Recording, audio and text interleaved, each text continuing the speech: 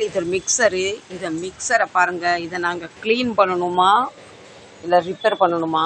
எவ்வளோ டஸ்ட் இருக்குது பாருங்கள், தெரியுதுங்களா? அவரை எடுத்து அந்த ஃபோட்டோ எடுத்து அந்த யாரை கூப்பிட்டுட்டு போனாங்களோ அவங்களுக்கு அனுப்புகிறாங்க.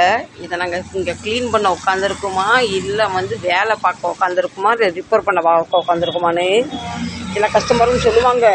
நாங்கள் அப்படி வச்சுருந்தோம் இப்படி வச்சுருந்தோம், என்ன செய்ய? நாங்கள் ரிப்பேர் பண்ணுறதுக்கு முன்னே கண்டிப்பாக ஒரு தடவை அதை க்ளீன் பண்ணி தான் ஆகணும். ஆனால் இந்த மாதிரி அநியாயம் அக்கிரமும் எனக்கு உடம்புலாம் புல்லரிக்குது. இந்த மாதிரி நான் இந்த மாதிரி வேலைலாம் கையே வைக்க மாட்டேன். எனக்கு என்னன்னு தெரியல, இதெல்லாம் ஒரு அலர்ஜி மாதிரி. இவ்வளோ குப்பை பாருங்கள், இப்போ அவர் போட்டுக்கிட்டே இருக்கார். ப்ரெஷ்ஷில் பாருங்கள் இவ்வளோ குப்பை. ப்ரெஷ்ஷை தட்ட ஆரம்பிச்சிட்டாரு.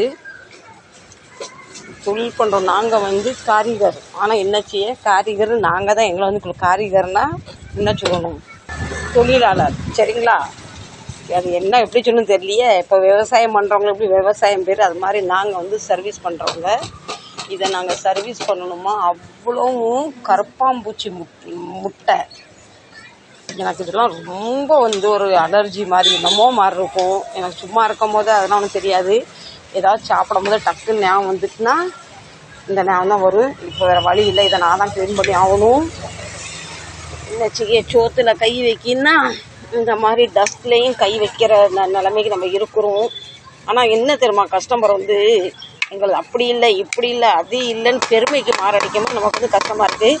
இவ்வளோ கஷ்டப்பட்டு வேலை பண்ணி கொடுப்போம். 10 ரூபா சொல்கிற இடத்துல 5 ரூபா கொடுக்கட்டான்னு கேட்பாங்க. ஆனால் சிலவங்க ரொம்ப தங்கமானவங்க, நம்ம சொல்கிறது அப்படியே கொடுத்துட்டு போயிடுவாங்க. நாங்கள் இங்கே வேலை தான் செய்ய உட்காந்துருக்கோம். ஆனால் இந்த மாதிரி க்ளீனிங்க்கெலாம் நாங்கள் எக்ஸ்ட்ரா பைசா வாங்குவோம். இதுக்கு கண்டிப்பாக நான் இந்த வீடியோ அவர்கிட்ட காமிச்சு எப்பா பாரு இவ்வளோ டஸ்ட் இருந்துன்னு சொல்ல போகிறேன் பாருங்கள். இந்த மிக்சரை பார்த்தா எனக்கு இன்னும் ஞாபகம் பார்த்தீங்களா? சிலவங்க சொல்லுவாங்களே, வெளியே பார்த்தா மேனா மினுக்கி உள்ளே இருக்குமா ஈரும் பேணும், அந்த மாதிரி இந்த மிக்சர் இருக்குது. சரி இருக்கட்டும், ஓகே. நம்ம தொழில் தொழில் அதுக்கு நானும் ஊராம் வீட்டு அழுக்கெல்லாம் க்ளீன் பண்ணியாக உட்காந்துருக்கேன். அது தப்பு தானே ஃப்ரெண்ட்ஸ்? நாங்கள் வெறும் சர்வீஸ் பண்ணுறதுக்கு ரிப்பேர் பண்ணுறதுக்கு தான் திட்டு வாங்குகிறோம். இனிமேல் நாங்கள் இந்த மாதிரி க்ளீன் பண்ணுறதுக்கு எக்ஸ்ட்ரா பே பண்ணணும்னு நான் நினைக்கிறேன். ஆனால் நான் நினச்சாலுமே இவர் நினைக்கணுமே, இவர் தான் காந்தி கூட பிறந்த சித்தப்பா மாவன் மாதிரில இருப்பார் இவர். ஃப்ரெண்ட்ஸ், உடனே இமிடியேட்டெல்லாம் பெருக்கிடணும். அதில் நிறைய கரப்பாம்பூச்சி, குட்டி குட்டி கரப்பாம்பூச்சி இருக்குது. அது அப்படியெல்லாம் கடைக்கு வந்துட்டுனா நம்ம பின்ன இவ்வளோ நாள் நாயை வளர்க்குற மாதிரி இப்போ கரப்பாம்பூச்சியும் வளர்க்குற மாதிரி ஆயிரும். அதனால் உடனே இமிடியேட்டெல்லாம் பெருக்கி க்ளீன் பண்ணிடணும். வெளியே போய் மேய்ங்க போங்க. இப்போ இந்த மிக்சரை அக்கு பஞ்சர் மாதிரி அக்கா கழட்டியாச்சு. இனிமேல் தான் தெரியும் இதுக்குள்ளே என்ன பிரச்சனை, ஏன் ஓடணுன்னு.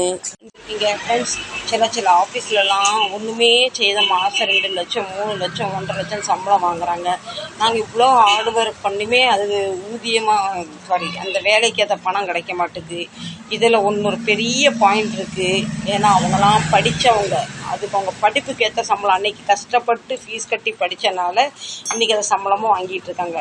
நாங்கள் 2 பேரும் அன்னைக்கு படிக்காதனால இன்னைக்கு அரைச்சம்மா அரைப்போமா, துவைச்ச துணியை துவைப்போமா, பெருக்கின வீட்டை பெருக்குவோமா, அழுக்கு பிடிச்ச வேலையை செய்யலாமல் செய்கிறோம்.